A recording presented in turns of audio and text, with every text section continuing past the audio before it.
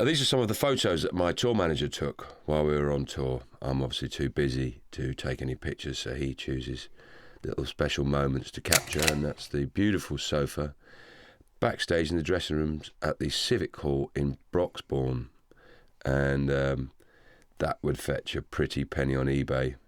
As you can see, my shoes are tossed casually down there, waiting for the sliding around.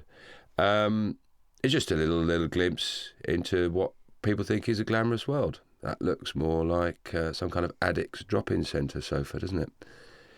But it was comfy enough. And what I try to do is I try to have a little sleep on there before the show, because basically a stand-up comedian turns into a 5-year-old, really.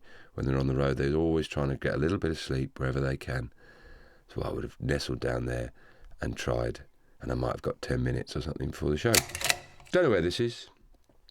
I'm trying to think where it could be, because the thing is, Mark, my tour manager, he's not that organised, so he wasn't able to let me know where all the photos were taken.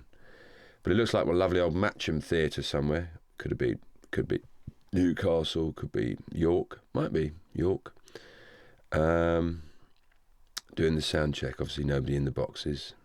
I'm sure they were full later. I've always thought that having a box at one of my gigs is a bit like flying business class with Ryanair.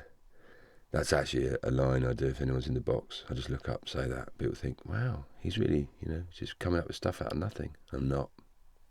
Oh no, wouldn't take that kind of risk. Somewhere, no, it looks quite ridiculous, doesn't it? Those boxes. Yeah, moving on. I don't know what Mark's trying to be arty here, or he's turned it upside down. Well, I was a bit confused about where he is if I'm standing there, but that's obviously York Minster. We did a gig in York. Seemed to go very well, as I remember. And went into the cathedral, but you had to pay.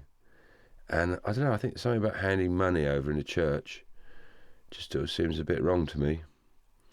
But call me old-fashioned or biblical. We didn't have the time anyway. You had to pay like £5 to get in. So we didn't, we just went for a wander around York. Lovely town. Loads of vegetarian restaurants, which is a pain. Eventually found one that sold meat. Moving on. Christ knows where that is. Again, Mark didn't let me know. I asked her, I said, tell me where all the photos are. But that's quite a nice picture, that. Stage. That's where I go to work. Next. Now there's a wonderful theatre in Birmingham called the Hippodrome. This is the backstage area. Again, fairly bleak, fairly basic. They've obviously just nipped off to DFS one afternoon and gone round the back and see if they'd chucked anything out. Sat in there. Did a show in Birmingham. It was quite a good one. Well, I remember. It's a long time ago now. Birmingham, that was. Birmingham again, I think, with a broken chair, which I might have broken during the course of the show when I do some of my more amusing skits. Where are those dressing rooms? Sometimes it's embarrassing knowing that there's this whole big theatre and you're the only person on.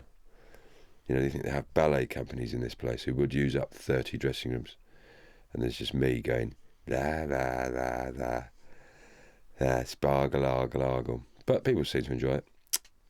Moving on. Don't know where that is. Again, he obviously thought they looked nice. They do look nice. They're nice photos, actually. He should get out of the tour managing business, Mark, and maybe become a photographer. Seats. What I like to do before a show, actually, is I do like to go and sit in the auditorium and imagine if I was a paying punter and, having to watch myself. But the thought of watching myself spooks me out, so I don't do it for very long. But no, it's good to sit in the auditorium, see how people see you, remind yourself of what your actual job is, because you can get a bit carried away, what with all the laughing and the clapping.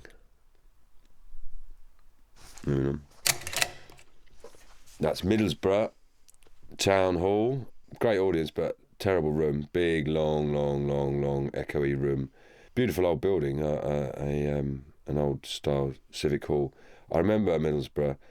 in the interval, I was outside the back having a cigarette, and there was a man sitting at a bus stop throwing up, and about 5 yards away there was a full-blown Western-style fist fight going on, and it was only about sort of 8:30 in the evening on a Tuesday night, and that lovely jumper, that green jumper, which I was given for Christmas by my lady wife, I left that in one of the hotels somewhere. I've lost that.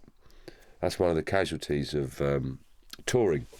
Terrible thing that happens is that you lose a lot of stuff, little treasured items, moving from hotel to hotel. I've lost quite a few jumpers over the years. Maybe that's what my autobiography should be. Oh, where's that jumper? Where did I leave that jumper? I don't think that would really push the sales up, would it? David Niven had the Moon's a Balloon. I've lost my jumper. I've lost my jumper. Would you buy that? Well, maybe we'll see. I think, again, a lovely... Oh, they're the best theatres. That's either Newcastle. Do you think that's Newcastle? I think it could be the Tyne Theatre. Again, Matcham Theatres. There's lots of them over the country, and they're fantastic theatres, and people spend a lot of time and effort restoring them and maintaining them. And they are a fantastic legacy from that age. They're the best theatres to play because the audience are, virtually on top of you. I love all of them. There's Newcastle, the Tyne Theatre. Buxton's a particularly nice one. That could be Buxton, I don't know. I've got a sneaking feeling it is Buxton. But wonderful theatres, and staffed by people who really, really love the place. And that's one of the joys of travelling around the country is just seeing how many people put care and attention into these places. And that's me. I meant that as well. That was me being quite sincere. It's highly unusual. Again, that's Mark's face. There's Mark's face in the curtain there. Don't know what he's done. He's done something spooky there. That's quite weird, isn't it? Don't know what he's done there. How's he done that? Oh, he's looking through glass. Wow. Where that is? We had a pit. There's obviously an orchestra pit there. Anyway, don't know where that is. The Olympia Theatre, Dublin, another stunning theatre, great crowd. I was very surprised I went over there, and people came in those numbers. I hadn't played there for years. But the last time I played there properly was when I was with the Newman and Baddiel, anywhere of a venue of that size. And we got lost on the way to the venue, I'll never forget that. But that's the Olympia in Dublin. Had lots of family members came to see me, and it went well. And then I went back to the hotel and had a few beers, as I remember, which is always good, fun. Although the next day it's not a good idea. I don't know what I'm wearing there. What's that coat I'm wearing? Oh, it must be. I didn't realise it was that colour. I look like I'm in madness there. Again, no idea. Sound check, I suppose, just turned up. And that's that. That's me sitting in the crowd, imagining what it's like to be a punter, a paying member of my audience. Obviously, I look a bit sad there. Somebody could be gobbing on my head from above. I hope not. I don't think any of my material really deserves that response. But that bald patch, it's actually not a bald patch. What that is, I have quite vivid dreams, and I think I grind my head into the pillow at night, and that's slowly worn away. And it'll grow back. That'll definitely grow back. I don't need any of Shane Warne's voodoo medicine. That's the Wolfram Hall in Wolverhampton. The Civic Hall, whatever it's called. Great gig. Actually, surprisingly, it looks quite big and soulless, but it's a surprisingly personal gig. I really enjoyed that one. And finally, Sean Locke. That way, if you want to go and see Sean Locke, that's the Fairfield Halls, Croydon.